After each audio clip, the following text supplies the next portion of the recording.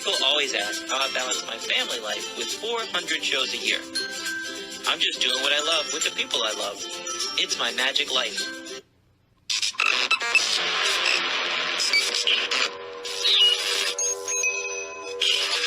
I like Wes Iseli. I like everything about him. All right, and we are back. This week we have an amazing guest all the way from Germany, Anne Alexander-Sieder, guys. She's an actress. She has an IMDb page that is a mile long. Everybody, it's Anne. What's happening, girl? How are you? Hey, Wes and Natalie. So good to be here. Thank you. My gosh. So I got your one sheet talking about getting away from doing, I was going to say magic, but getting away from being an actress for 17 years and then getting back in. 16, but yeah, felt like 17. Okay, so let's start at the very beginning. How did you get into acting to begin with? Oh, well, honestly, as long as I can kind of remember, I had wanted to be an actor. And I went to study acting when I was about 17 years old. I was born and raised in Detroit. And I moved to Chicago when I was 17 years old, and I pretty much immediately started studying acting. And at first I went to Second City, and I decided I was an actor, but now I wish I had gone more into comedy because I love comedy. But when you're young, you have these ideas about what things are. And so I decided I wanted more of like a conservatory style training. And then I ended up going to another school that was affiliated with RADA, which is the Royal Academy of Dramatic Art in London. And I did that for about 4 years. And then when I was finished, I went to RADA for a semester to fully finish. And then I did the typical backpack around Europe. And then I would basically, from that point on, I was back and forth to Europe. I've lived in Europe actually longer than I ever lived in America at this point. Wow. So where are you from in America? She said she grew up in Detroit. Detroit. So Second City was Detroit. Detroit as well? No, that was when I moved to Chicago. Chicago. Yeah. So I moved to Chicago when I was 17. So who was in your class in Second City? I'm sure you rubbed elbows with. Oh, Of. no, No? I didn't stay very long. No, I was just there. Like, I think I got through level 3. There were 5 levels back then. I don't know what there are now, and I was like, nah, this isn't really for me. And so I ended up going to a different school after that. So no idea. No, I mean, maybe there was somebody, but whoever they weren't very impressive back then. So I don't remember them. Nobody is starting out. Right. No one is starting out. Exactly. They don't remember me either. So we're even. All right. So tell me about, so you go to all these different things. What is your first acting role? What is your professional? Well, my very first acting role that kicked off my love for acting was Nancy in Oliver Twist when I was away at summer camp. Aww. And at the time, I was like, I didn't have a clue. I was like maybe 9, 10, 11 max. And, I would frankly rather have been riding a horse or archery or doing, swimming in the lake. But they were like, everybody needs to audition. So they kind of corralled us from one room to the next, to the next, to the next, singing, dancing, acting. And afterwards, they posted the actors who had gotten which part. And as I say, I was not invested. So I ended up with the only really female part in the entire play. Although, I don't know if you're familiar with the story, but it's about the little boy the little orphan who ends up with a band of pickpockets, and, he's always hungry in the orphanage. And so there's a band of pickpocket kids who were boys and girls, but they're in the real play, they're just boys. And I play Nancy, who is in love with Fagin, who is the captain, I don't know what you call it, the gang leader of this gang of pickpockets. And honestly, I didn't have it didn't mean a thing to me. Not even rehearsal, none of it, until opening night.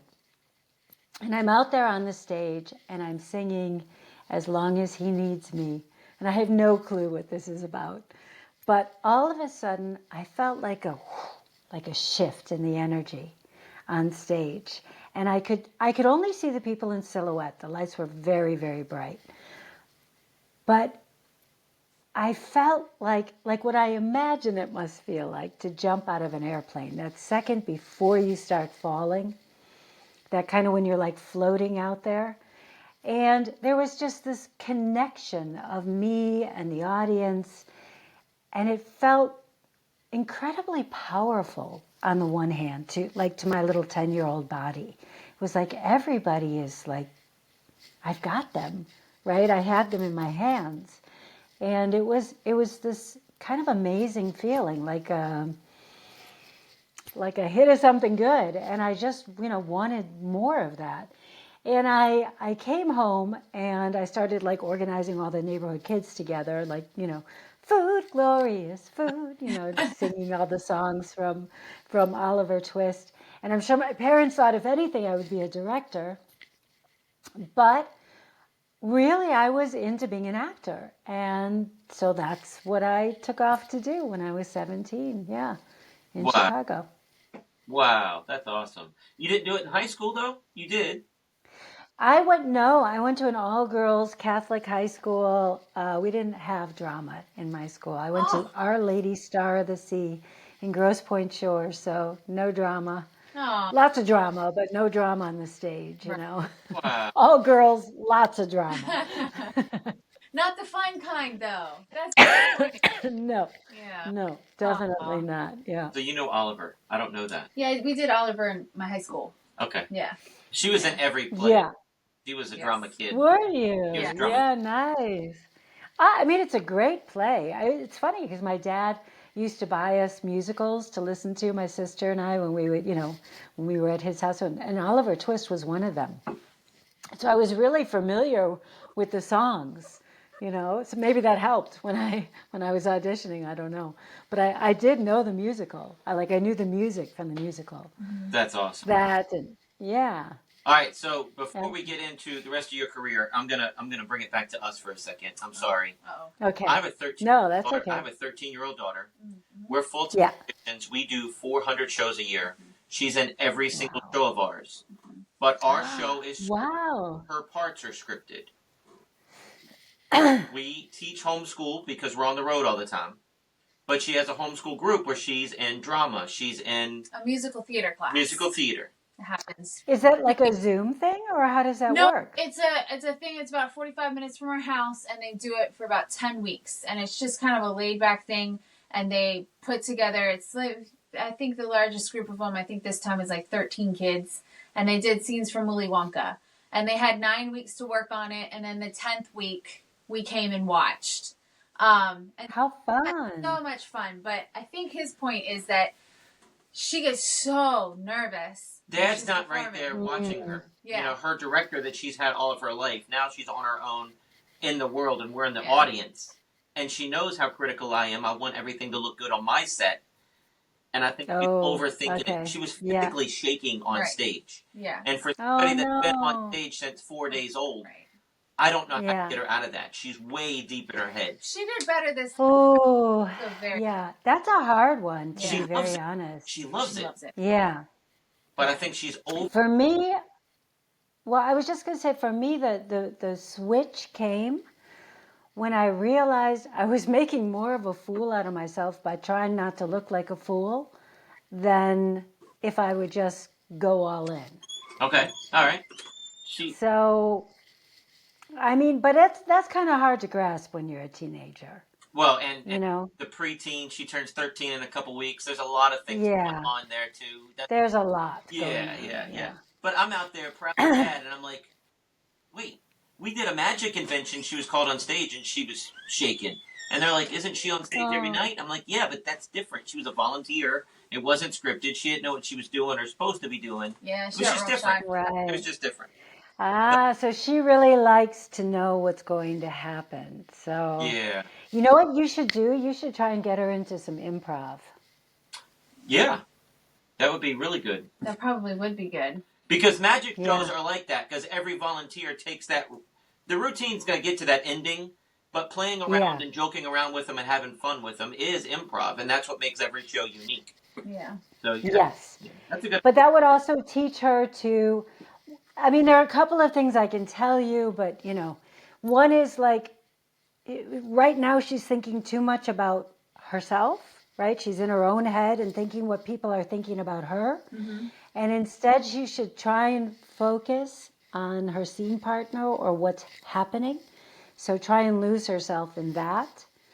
And then the other thing is, if she can kind of, whoever her, like, makes her feel most comfortable, most safe, most powerful. I mean, and this could be like, it could be a dog, it could be, a grandma, it could be a color, it could be something like that. But she should just sort of visualize herself being surrounded by whatever that is before she goes on stage, so that she knows she is protected. I mean, it sounds kind of woo-woo, but it's a vulnerable thing to put yourself out there. It is. And when you're a preteen girl, my God, there's so much going on in your head and peers and all that kind of stuff. So those things, I would say, definitely to get her in improv, get her to be, and improv will teach her that, paying more attention to what's happening than to what she's thinking, and to rely on her impulses. Yeah. And another thing that's really great for that is Meisner, because Meisner is all about the Meisner technique. I'm not sure if No. yeah. So Stanford Meisner is one of the fathers of method acting. There are different kinds of method acting, but that's one of the basic kinds of method acting. And his whole technique is all about, you are so in tune with the other people that you're waiting for an impulse. So, and then you just react. Acting is reacting. Right. It's not acting. It's not what you do first, it's the reaction. So I've heard that, but I haven't heard the Meisner. I'm also wondering if I have been too over the top with her. You know what I mean? Growing up on stage, she's 3 years old. If her finger goes up her nose, I have a picture of that, or it's on video. And I'll freeze frame it and say, hey, honey, everybody sees that. And now it's freeze framed on TV, and I show her. I'm like, honey, take a picture. That's parental abuse. Is it? No. We're on stage. So as soon as we pull up to the location... Well, your audience probably was laughing. They probably thought it was okay. But it's not. I can't. It's weird. But it's she's hard. 3 years old. No, it's so not the end of the world. As soon as we show up and until we leave the parking lot, you're on. So that's in her head. You know what I mean? So we have to tell her stuff like that. So I think you have to take some improv lessons. You gotta calm down a little bit. She tells me that all the time. I need to relax a little bit. She goes, Yeah. Here, I got another question. Because I can tell you, your audience would certainly be charmed if she's 3 years old and she does that. I mean, it's not the end of the world. It's not. No, but I know someone's going to have a picture of that. And it kills me. That's not what we want. Well, I want it to be cute, right? I want it to be, if she's on stage, it is cute. She's cute. I'm sure she's adorable. She's awesome. She is a great kid. Yeah. She's awesome. We're so super proud of her. But I don't want her shaking like a leaf. And she comes from a show business family. Come on, honey. You can, I know you can do it. Yeah. So, yeah. And she does do it. Yeah. Get dad out of your head. That's probably what she needs to do. Let's get it back. Let's get it back to you, though. Well, she's afraid she's going to mess up and dad's going to freeze frame it. That's the problem. Yeah. Golly, Wes, it's all your fault. We figured this out now. All right. Well, that's how we learn. Yeah. All right. So let's. So you've done. Where were you at in the storyline here? She did all the schooling, and then she's bouncing back and forth between Europe and the United States. Working, I'm assuming. Pretty much. Yeah, I was working, I was living, I was adventuring, I was falling in love, and all of those things that you do when you're in your 20s. So it was a lot of fun, yeah. And then I was, at this point, so back and forth. I had lived in Paris, lived in Italy, lived in the south of France for a little while. I was also in New York. Sorry, I'm kind of getting a cold, I think, so I can feel it. And then I was, I was doing the best I had ever done as an actor. So I was SAG-AFTRA, working on my equity card, didn't have to work a side hustle. And so I was feeling pretty good. And that's when I met this hot German guy, and that was kind of that. And that was 29 years ago. And I have pretty much been in Germany ever since. Wow. So for me, it was like when I first got here, we, started our family right away and everything. And I honestly didn't see how I was supposed to make it work here. I didn't speak German. You kind of have to be able to communicate to be able to act. So I really didn't see a way forward. But when our son was about 2 years old, I saw a poster somewhere that was the American drama groups. I was like, aha, perfect. Let me go down there and audition for these people. So I did. I called, I made an appointment. I went and I auditioned. And at the end of it, nice guy, his name was Grantley Marshall, pulls out this big paper calendar and starts showing me their touring schedule. And I'm like, oh, I cannot tour. I have a baby and a husband and a home, and I can't. I'm so sorry for having wasted your time. And I got up to leave, feeling very disappointed, dejected, like all of like my ideas of like being able to act again kind of dashed. And just on a whim, as I'm closing the door behind me, I open it back up and I'm like, you don't happen to know anybody in Munich, do you? And he gave me 2 names. And both of those men were pivotal in launching my voiceover career in Germany, which was pretty prolific. I mean, there were some days where I was doing 4 or 5 studio jobs in a day. And that led to presenting, which led to commercial work. And it was all really good. It was really flexible. It was really fun. But it wasn't the kind of creativity that I got into being an actor for. So I was kind of always looking for something to fill that void. So I would paint, I would do mosaics, jewelry design, interior design, collage. I mean, you name it, I kind of like would bounce around. I'd do something for a couple of years. I did blogs before blogs were a thing. I was, all of that kind of stuff. And when my son was about 16 years old, we had a standing movie date on Friday nights. And he came to me on Thursday and he's like, Mom, I don't want to hang out with you on the weekend anymore. I know, so hard. Yeah. We got 3 more years. And yeah. And bittersweet, but obviously that's also as parents, it's what we want to raise, independent kids, right, who don't want to hang on us. So I think my husband was away on a golfing trip that weekend. So it was the first time, like in 16 years, that I was like, well, what do I want? What do I want to do? And I hadn't really just considered me. I'd always considered us. Mm-hmm. And I just wanted to have fun, to be honest. And so my idea of a good time is acting, taking an acting workshop. So I sat down and I Googled acting workshop Munich English, and one came up. I mean, which is just like the chances, what are the odds, right? I'm in Munich. It's not a normal thing. So one came up starting the very next day, and there was 1 spot open. So talk about serendipitous. So I whipped out my credit card. I signed up for it. I went the next day, packed my lunch, had my little thermos, was all ready for like this, didn't know what. But I was excited and hopeful that it was going to be great. And it was. It was amazing. It was like everything I had hoped it would be. Reminding me of all the reasons that I love being an actor, getting in touch with my, connecting to characters and connecting to deeper emotions and connecting with other people and all of that great stuff that acting can be.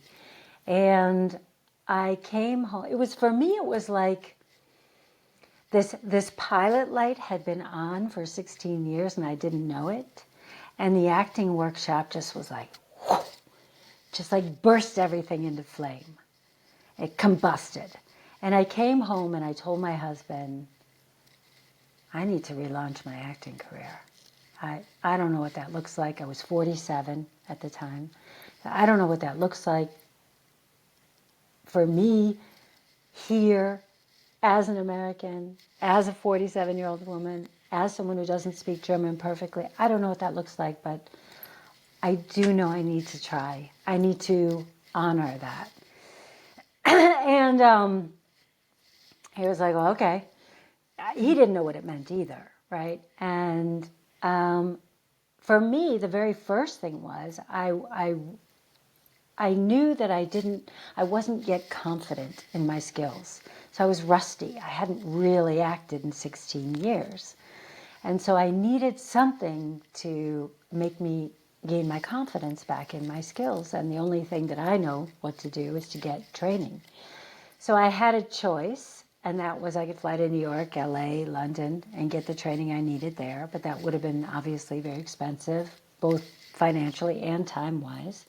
And even though my son didn't want to hang out with me on the weekends, I still had to make his breakfast, help him with his homework, get him, make sure he went to bed on time, all that kind of stuff. So it really kind of knocked that option out. And my only other option was, well, I can bring the people here. And I find that that is so often the case, that the obstacle presents the solution.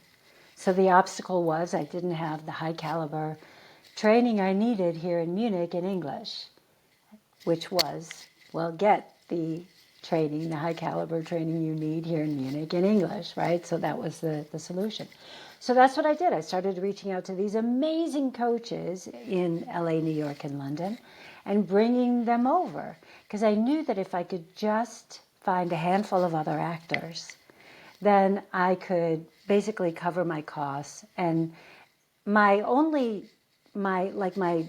objective back then was just to get the workshops at the same price that I would pay if they were already in Munich. So I wasn't even trying to, get something more or anything. I just wanted, for what I would pay in Munich. And what ended up happening was I ended up getting free training. I was building a community which was so immensely useful and important later on when I began to launch my career. And I was also earning $1,000 to $2,000 per workshop. So, but I was very myopic. All I wanted was the training. So I was bringing in these people. I was doing 1 to 2 big trainings, big coaching workshops per month. And then I was organizing workshops in between to practice what we had learned. So I was working out anywhere from 3 to 8 hours a day for 6 days a week, right? So depending on what it was. So I was really getting what I needed. And after about 1.5 years of that, I was just like, okay, I'm good. I feel good with my skills again, and I am ready. And then I stopped doing the trainings for a while. And so that's what I call my phase 1 of this, of the curating coaches and experts. And then I launched my career. And I very quickly realized that a lot of the doors that had been opened to me as a 25-year-old were like slammed shut, because now I'm close to 50, right? So, and I think when you're young, you don't realize how open the world is to you. And you kind of take it for granted, of course, because you don't know because that's just how it is. So you don't know to appreciate it. But then, when you try and do something, and also I was kind of really struggling, to be very honest, with my age. I was like, God, am I too old? Am I making a fool out of myself? What am I doing? And all of that. And so I knew that in order to really go at this 100%, I needed to get over my own limiting beliefs around it. Because what I often find is, at the end of an I can't, or that won't work because, or, they won't, there's some sort of a limiting belief. And I found myself saying these kind of things, like, well, nobody wants a 50-year-old actress who has a 16-year gap in her resume. And that was a limiting belief. So what I always encourage my clients to do, or anybody really, is, we all grew up in America, and in America we have debate team. Do you remember debate team? And you would, no matter what, if they told you you have to argue the opposing view that peanut butter is not delicious, no matter what you felt about peanut butter, you had to argue that opposing view, and you had to find reasons to substantiate that. So I always, say, play the devil's advocate. Look for those opposing views, because we are so overcome with our own confirmation bias, with our own beliefs. For instance, right, the sky is blue. That's a belief that people have. But the sky is not blue, right? The sky is black right now, or red and yellow and orange at a sunset, or pink and purple at sunrise, or green and yellow at a tornado, or steel and, on and on, right? And also, we could even take it a step further. That's how we perceive the sky. But there are other living creatures on this earth that don't perceive the color blue, the rays of light, in that way at all. So it's just a belief, and all beliefs can be challenged. And I really encourage people to stop, catch, cancel, correct, right? Ask yourself, first of all, is this a fact or is this a belief? It's a belief. Is it serving me to believe this? If it's not serving me, cancel that sucker out and correct it. So anyway, so that's what I did. I became a life and career coach back then, honestly, just to get over my own limiting beliefs. And I had no intention of ever turning that into, another part of what I do. And what I realized was, this is interesting. So I can take somebody else's strategies and frameworks and kind of condense the timeline that I would need to learn something. What else don't I know? Lots! Let me go find out, right? Because, for artists, for the most part, you're always taught the craft, but you're not taught the business of being an artist, the business of being a creative. That you have to figure out on your own. And that's the hardest part, because it's not the part we love. That's not what we signed up for.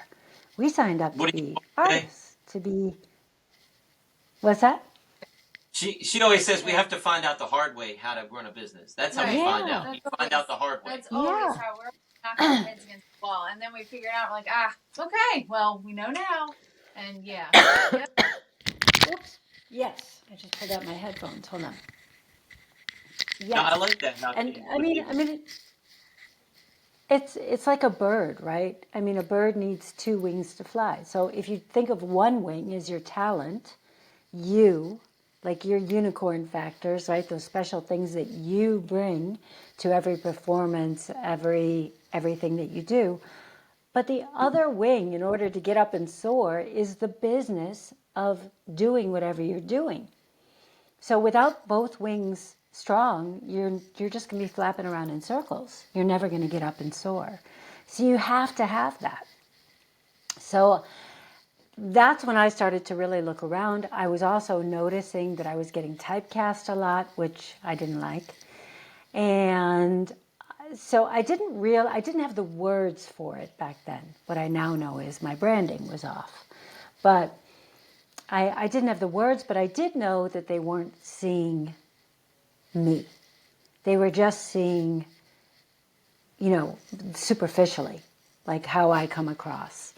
And they weren't getting the full picture because, of course, they're looking at a headshot. They're looking at some show reels. And of course, I kept getting cast the same way. So all of my show reel material, all of my scenes were very similar. And so I wasn't, I was confused, what are they not, what's happening here? And I went to my agent one day and I was like, what? Why am I was always being cast as this super icy cold power bitch. There's no other way to put it. I'm sorry if I swore. But it was always it was always it's like someone who's really high up, like a CEO or a politician, but very cold and calculating and reserved. And that's not who I am. So it was always really, working hard to get to those characters.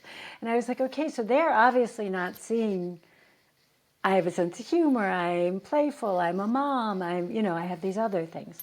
So I knew I needed to show more of that. And that's when I also started to get coaching on the other things. So I got a business coach. I started working on marketing and networking and all of that. And for me, it kind of boils down to, you probably have something similar as well, because you're also performers, right? So for me, there are 5 pillars of a thriving acting career. And it's mindset, branding, marketing, networking, and community. And the tent pole of these pillars is your mindset, because that's 80% of everything. The other 20% is just mentoring and mechanics, and branding, because your branding is going to, it's not just about how you're coming across, because we have the power to manipulate our brand. And we're also living in a world of like people having their own personal brand, their own personal niches. But unless you know what you want, what you stand for, what lights you up, what sets you apart, you are just sort of playing hit and miss with your marketing and your networking. But when you really understand what it is that sets you apart and what it is, where you want to go with that, then you also have a very clear plan of how to market yourself and who you need to be putting effort into as far as your networking goes.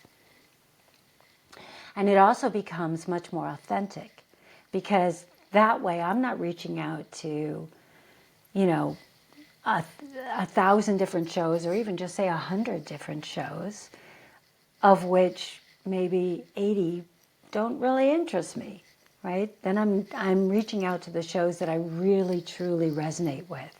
And people can tell when you're being authentic and when you're like giving compliments based on certain things, and and when you're being authentic with all of that. So it kind of, like, knowing who you are, what you stand for, and what sets you apart also acts as a filter.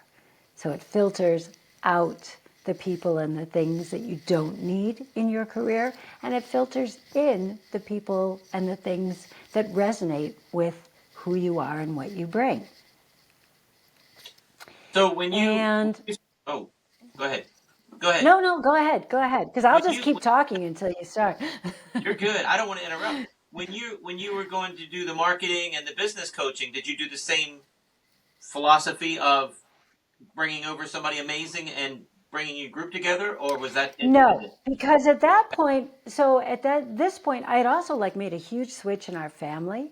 So before that, we were always speaking English as our family language, because I really wanted our son to grow up bilingually. But when our son was not at home so much and all of that, and I also knew that I needed my German to be better. And at this point, now my son's 19, almost, right? So I was like, I said to my husband, okay, we're only speaking English now. English, we're only speaking German now. So we switched to German. So I was always, let me also say this. With the acting, I didn't want to complicate my reactions with translations. Or like, like sometimes you say something in another language and I didn't say it perfectly, and it would just come out, and then I heard the mistake. And then you're kind of in your head, So I didn't want to complicate my reacting with getting in my head because of language. I just wanted to be able to, in and out, right, with the emotions and the experience and the reactions and all of that. With branding, marketing, networking, my German is, not to pat myself on the back, but I am a German citizen now. My German is good enough to be, it's good. And you don't really need to, it's nothing to do with emotions when you're just learning things like marketing. It's all just kind of like the facts, and I have no problem saying, I didn't get that, could you explain that again? And, but for the most part, it was only that I only wanted to concentrate on the one skill at a time. That's what it was. And I wanted to, for me, the acting was the most important thing. And I didn't want to complicate that by trying to act in a language that wasn't my natural mother tongue. I love Even this now, so much. I'm so into this. I'm loving it so much. When I oh, was good, good. when I Yeah. was trying to figure out if I could be a magician, I didn't know any other magicians. This was before the internet. I don't know any other magicians. How do I make it work? So I went to college for marketing because I knew I had to promote myself. So I'm in the same boat. You know, Right. you gotta that business gotta come. It's gotta that bird. I get it. I love it. Keep Yeah, going. It totally, up. totally. And so many, this is, what I find again and again and again is that so many artists, all they think about is their craft and they don't think about the business side. So by the time they come to me, the conversation is usually something like what I always ask, right? What do you think has been holding you back? What do you think is your biggest challenge right now?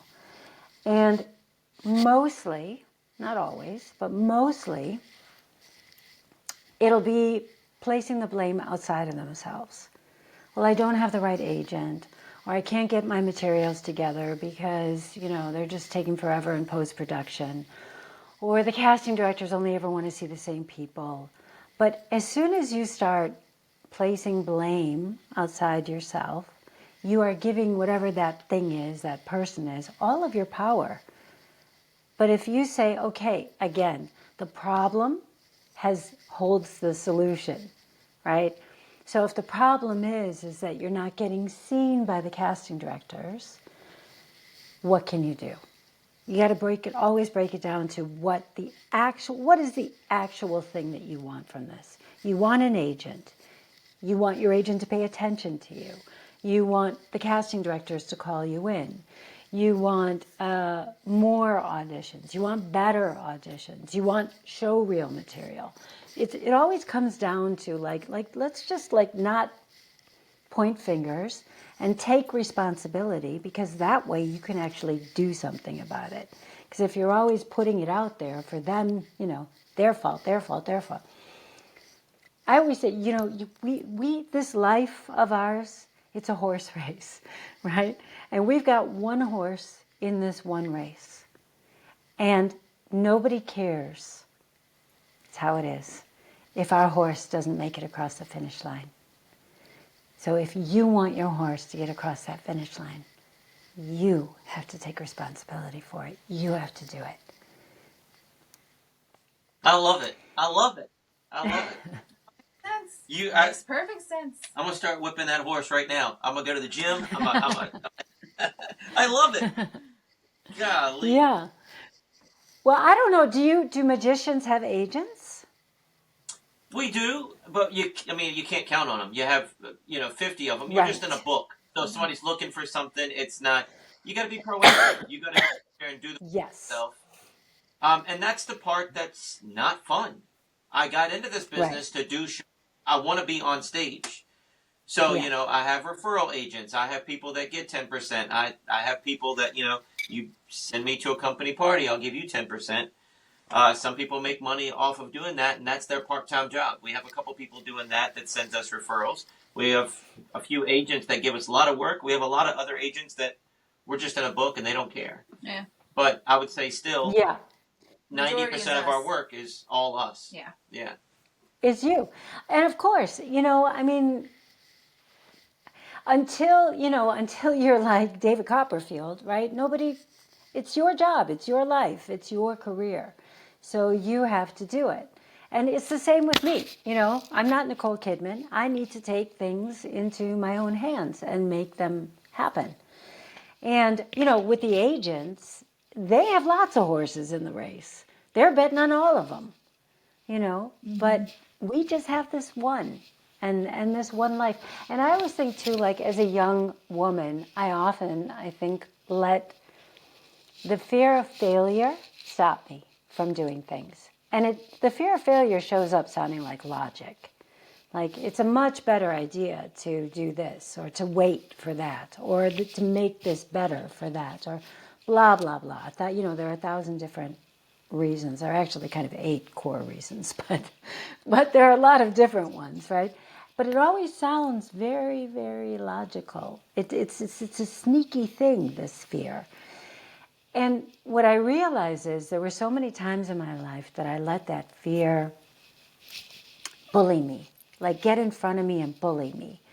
And now at this point, when I decided I'm going to do this no matter what, I'm just going to try, because the biggest fear I have, even more than not succeeding, was getting to the end of my life and feeling like, what if I had just put in a little bit more effort? And so now I say, okay, fear is always there. It is always there, but it's not allowed to be in front of me anymore. Now it can just walk next to me or behind me or whatever it is, but it's there. I get it, but I don't let it block me anymore. And go ahead, you're going to say something. When it comes to you being, I'm 47, so you're my age, but as a woman, it's different. We've all heard that women, once they hit 30, they're no longer leading women, whatever that is, whatever that typecast is. So, what would your advice be to other women that? How do you get those roles? I've heard it also where we're casting for a black male, but a white female gets the role because they just killed that part. Because it's just a corporal in the army that they need. But the writer had a black person in mind, but it could be a whatever. How do you get yourself to read for those roles? Do you push just the roles you like, or how are you getting more roles? I mean, honestly, you're not even generally aware of what's happening unless you're doing what I suggest you do, right? Is like, people should be researching beforehand. I mean, by the time it gets to casting directors, I mean, they call in a handful of people and it's kind of done. You need to get to the decision makers before it even gets that far, so that you get an invite to audition. And, there are so many things that go into the decision-making process. You're right. It can be very political. It can be that somebody just killed it and they were open to a different interpretation. It can be that, somebody's boyfriend needs a part, or somebody's girlfriend or wife or daughter or whatever it is. Or you remind them of their ex-wife or their mother or whatever. I mean, there are so many things that are kind of there's only one thing that you do not have control over, and it is what somebody else decides. And everything else is within your control. So do they know you're alive? Do they know how talented you are? And do they know what you're capable of? Those things are within your control. And it's up to you, the actor, the performer, to get in touch with those people, the people who are actually making the decisions. I'm always telling the actors, right? They're always so concerned with agents and casting directors. And yes, they're important. Yes, they're valuable. Yes, they're great to have on your team. But they are not the decision makers. They are just two doors to get to the decision makers. So keep the middleman, but also skip the middleman. And, go directly to the source. And, these days we have access to, as actors, and I don't know what magicians have, but actors, you have access to IMDb Pro. Here in Europe, it's Crew United. So there are ways to research and see, what's happening. There's breakdown services. You can see what's being cast. There's Variety. There's Deadline. There are lots of things that are saying, oh, well, this just got the green light, right? Just got green lit. Okay, well, time to get on some research, people, and start looking and see who's running that show. Who's the showrunner? Who's the director? They're not going to tell you the casting directors are, but that's okay. Who do you know that knows someone? And this is why it's so important to be keeping your professional friendships warm, so that when you need that favor, it's not just like me. You've been giving and trying to be useful and a friend before you need a friend. Yeah. See, I'm on IMDb Pro, but I don't know how to use it. We were a consultant on a television show. I have my own television show in syndication here in the States. It's on Roku and Amazon Fire. But I don't know how to use it. I can search and see all that stuff, but I've never used it in that way. Other people might be looking for magic consultants for a movie or television show. That could be another avenue that I haven't even thought about. Do you know? Yeah. It's so interesting because I have some clients now. One of my clients comes to mind. He was a prison guard in San Quentin on death row for 25 years. Wow. I mean, the consultant work that he could be doing on film sets and all of that, right? Yeah.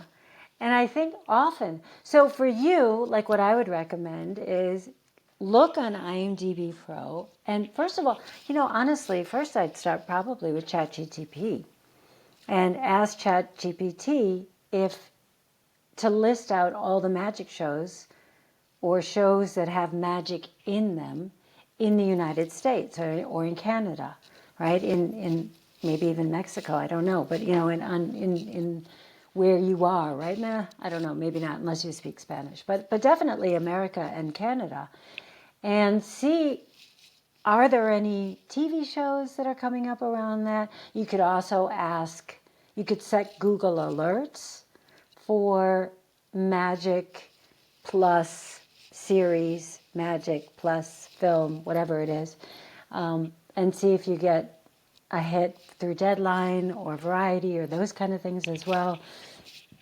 And if something like that comes up, then reach out. That's what IMDb Pro is. Then you can look and you see who the filmmakers are. And then you can, who's the director, who's the showrunner, who's the producers.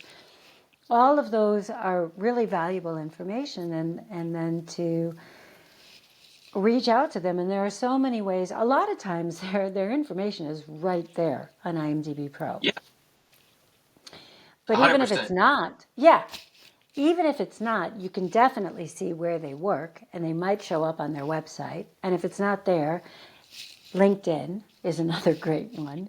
I mean, there are lots of, and then there's also Hunter.io. Do you know this one, Hunter, or Rocket Reach? No. Yeah, these are two ways to kind of stealthily get people's email addresses. It's a magic trick. Oh, wow. Wow, that See, I just taught you a magic trick. Yeah. So, I am sitting here, I'm just in awe. You're saying you have clients. I want to know about your clients. But there's a stigma with actors, actresses. That's another question. Am I saying wrong when I say actress, actor? Because some actors... I call myself an actor, but it's okay. I'm not offended.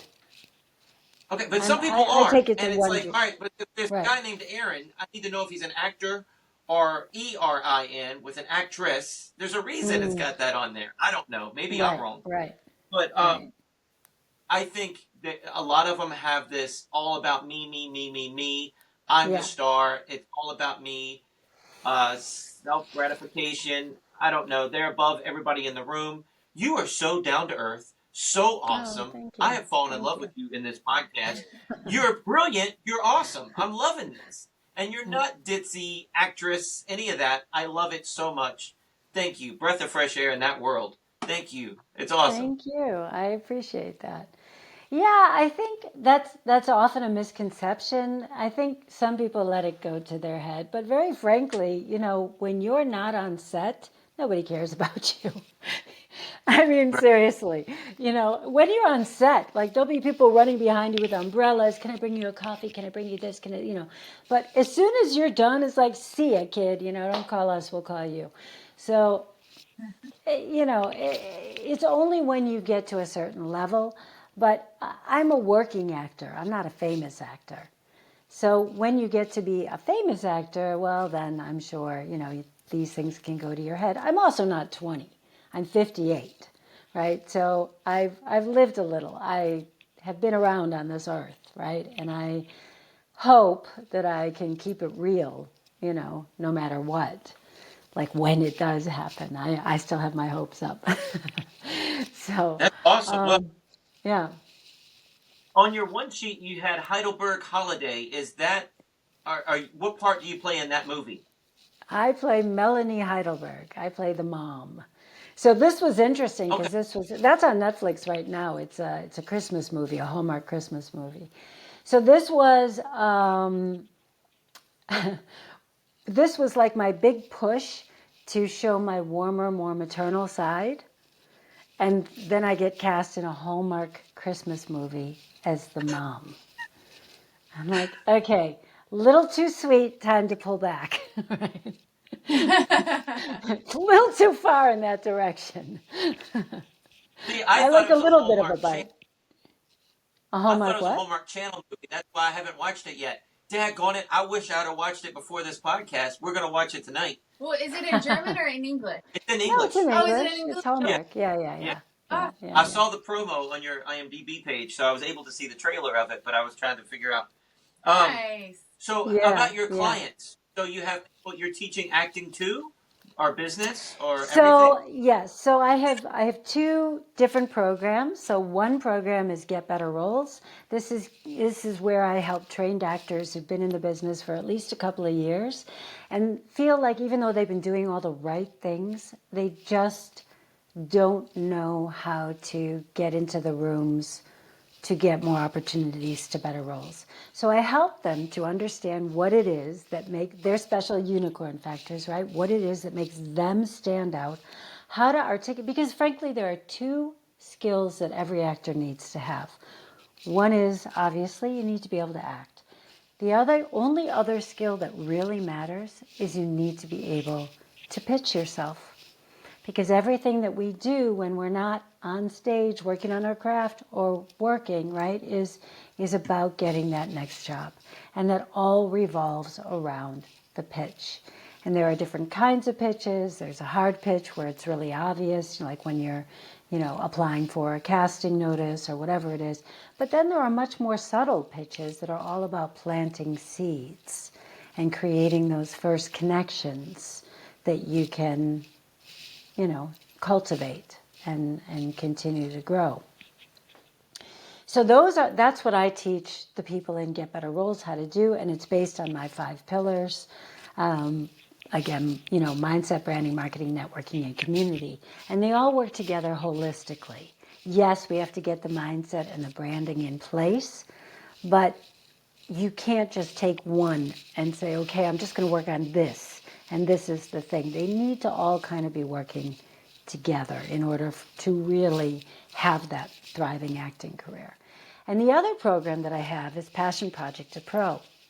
And what I was talking about when I was curating these coaches and organizing workshops around their expertise, that is what I want to teach other people how to do. So I'm starting this next year, and maybe I should also explain like the 2 other phases to it. So the 2 other phases that I found extremely useful.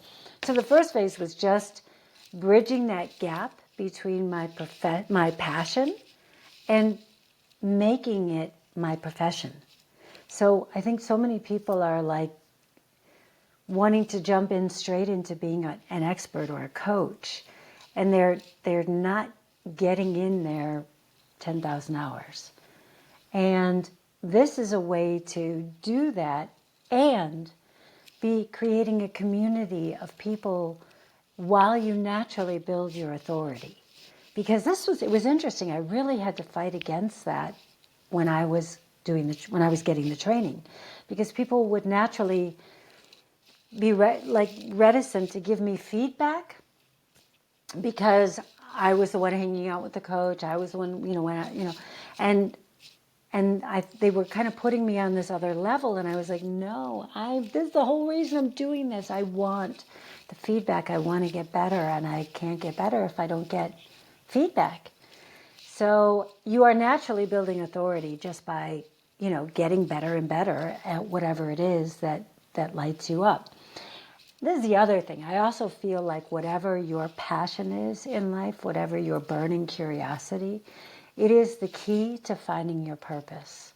So it may not be that thing, but that thing is what's going to get you on the road towards finding your purpose. Because at the end of the day, all we all want, every one of us, we just want that our lives had some meaning and that we matter.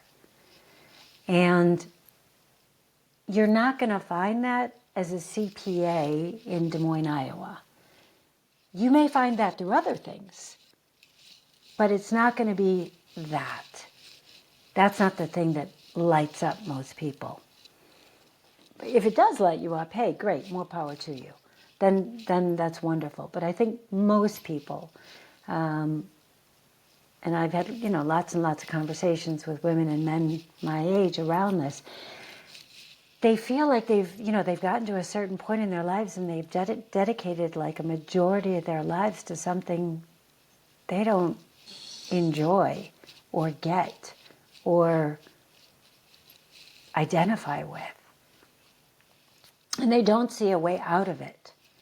And this, using this way of curating experts and coaches, what I always say, it's like to help people turn what they love into what they do without having to be an expert influencer or coach.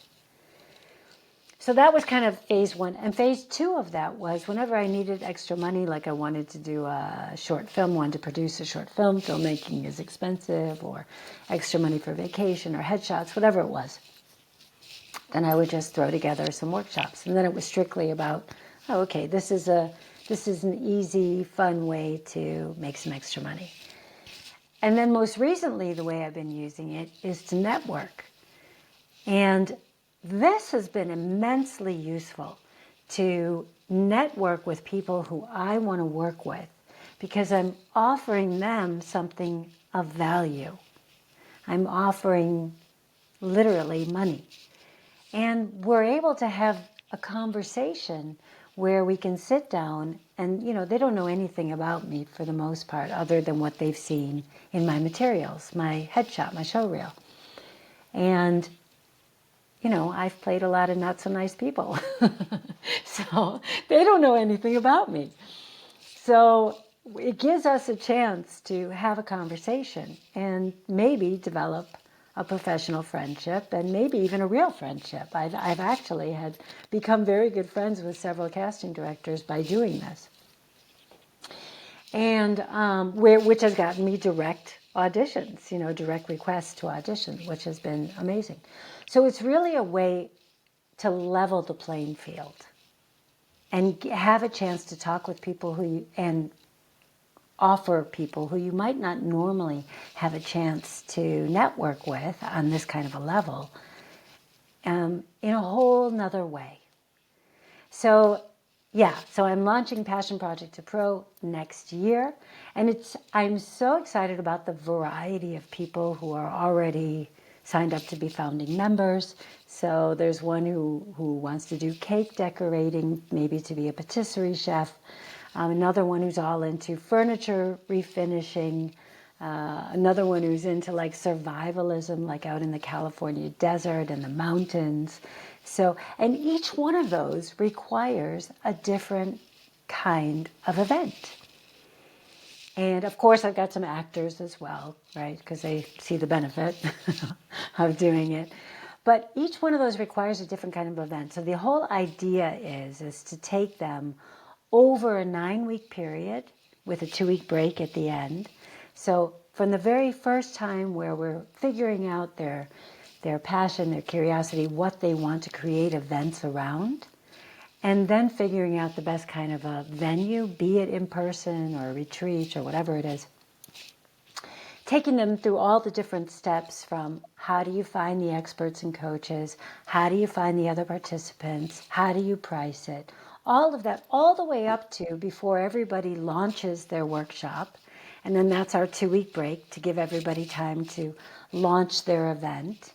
And then we come back after that and we debrief and we talk about what went well and what are you going to do differently next time. And now go forth and prosper, my love. Now you know how to do it. Wow. So, yeah. So what's the website where everybody can find all this stuff? So I'm at act-bold.com, or I'm on Linktree at act_bold. I'm Ann Alexander-Sieder on all of the everything. And Act Bold is also all over the place. You just have to, look for that. But Linktree might be the best. I also have a free workbook if people are inspired by the idea of curating events around their passions or curiosities. I've got a workbook that will definitely kickstart them in that direction. And that's the easiest place to download that from is the Linktree probably. So Linktree act_bold, and just scroll down to the bottom. It's at Passion Project to Pro.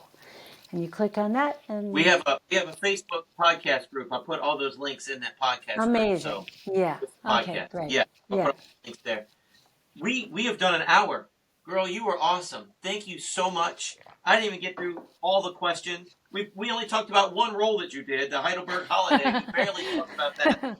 There's so much. The voiceover, your other podcast, Act Bold podcast with other actors. Pulling out the headphones. And do you have other podcasts as well?